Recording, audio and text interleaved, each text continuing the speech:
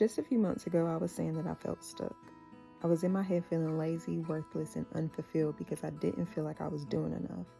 Every time I tried to take a step forward, it was like I was moving backward instead. And I couldn't figure out why until God opened my eyes.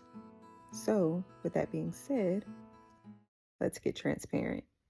Feeling stuck is not uncommon. A lot of people go through it, and I'm here to tell you, if you are feeling that way, I 100% understand. And I pray, or I feel like by the end of this video, even if your situation doesn't change, you're not going to feel stuck anymore, because that's where I am. And I can speak based off of my experience, but also biblically. For me, it had a lot to do with how my mind was conditioned. I associated doing a lot with being productive and doing very little to nothing as being lazy, to a point to where I came across the proverb where it was saying, "Go to the ant, you sluggard." I was like, God, I'm a sluggard. I'm so lazy. God, give me something to do because I don't want to be lazy. I got to do something for the kingdom. And he's like, girl, little do you know. And so I was praying for purpose. I was praying for an assignment. I was praying for work, not realizing that I was idolizing my purpose. I was idolizing my assignment. I thought, if I have a purpose, if I have an assignment, if I have things to do, then I'm going to be fulfilled. I'm going to feel complete. I'm going to feel like I'm worth it because I'm doing this, I'm doing that. And only God can complete you. God is who fulfills you. So if you are looking for a relationship, looking for a project, a career, assignment, purpose, if you were looking and thinking that those things are going to complete you, it could be an idol in your life. And the thing about God is this: He is good in his nature, period.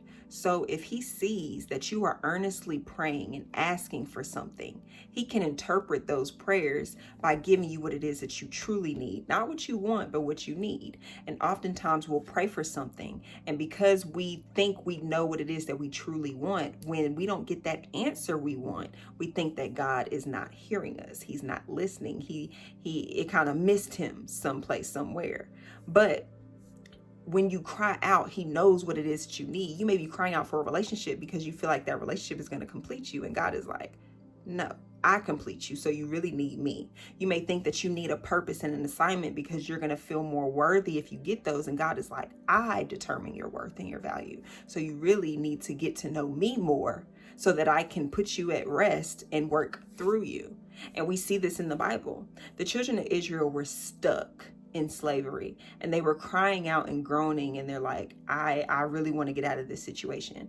God heard their cry and didn't tell them immediately, I need you to do this, I need you to do that, and I need you to do whatever, get out of your situation. No, what he did was he activated another person, Moses.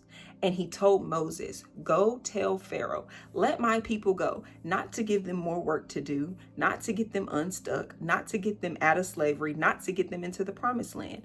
Let my people go so that they may worship me.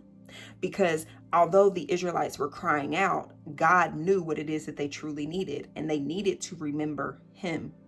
So if you are in a situation where you are crying out for more work to do, you're trying to get unstuck, God is probably telling you to be still. Because anytime God has an assignment over your life and he needs you to do something in that moment, he lets you know.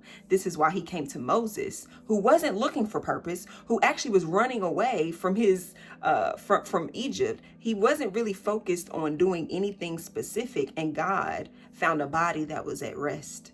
And he said, I need you to do X, Y, and Z.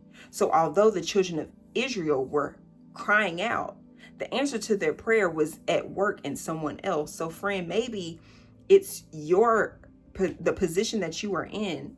You're called to be still. You're not stuck. You are being told to be still. And you may have a Moses moving on your behalf to make what it is that you've been praying for come to pass. When your body gets put at rest, God is going to be able to work through you and give you instruction. But until then, just literally be still.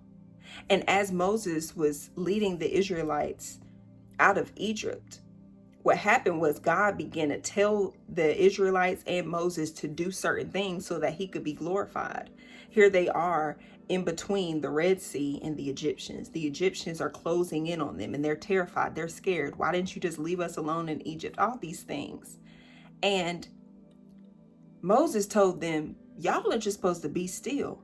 God is going to do what it is that he needs to do so that he can be glorified in the situation. So Moses led, the Israelites listened, and the Egyptians got laid out. And all of that glorified God. So in this season, or in the situation that you are in right now, understand that you are not stuck. Life and death.